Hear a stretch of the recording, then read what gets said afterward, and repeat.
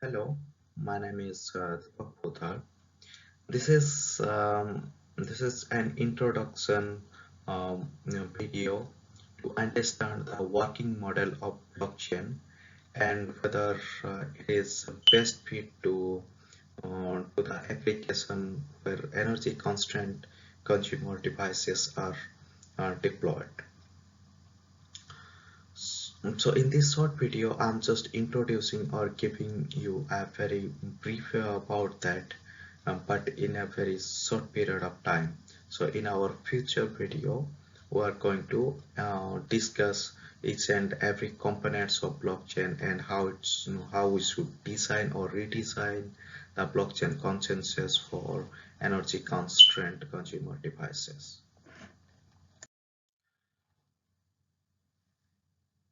The figure or the picture you are seeing here, this is the end-to-end blockchain process.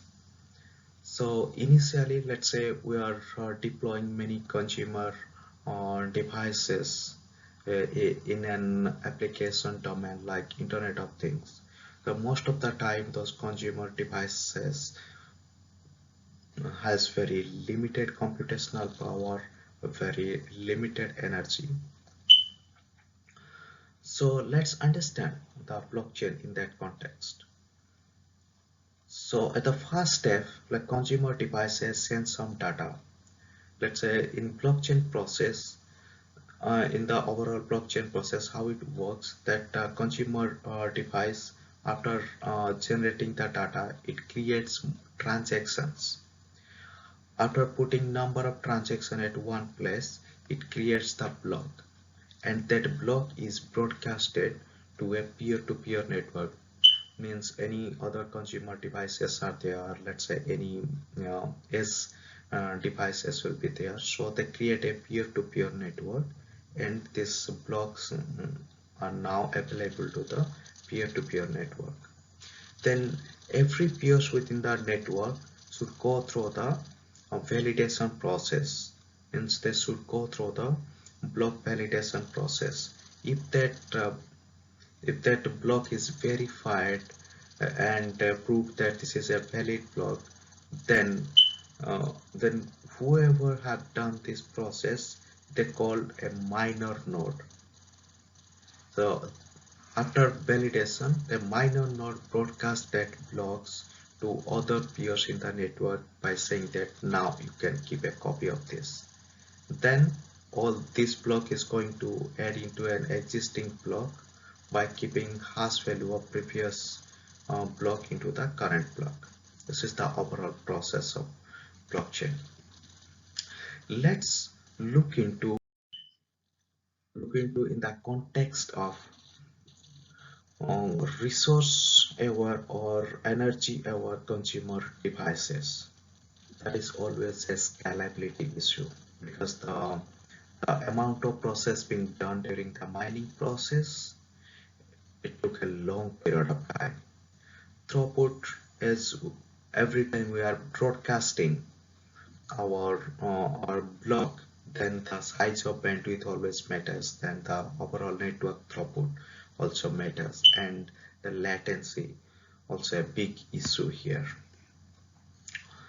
So there are many questions comes, if there are this many issues are there are many questions comes to our mind.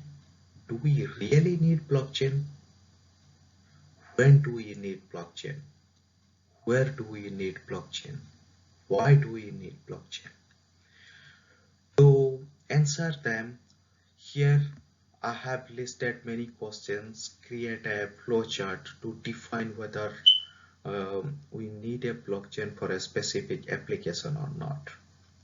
The first question is saying, does system need permanent shared data storage? If not, then we should not choose blockchain. The second question is there multiple data contributor for the system?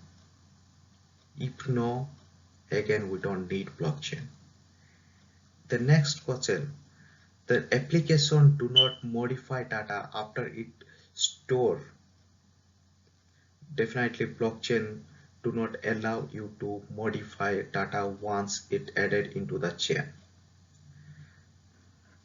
Then next question, the application should not demand data privacy because the pure blockchain never support data privacy.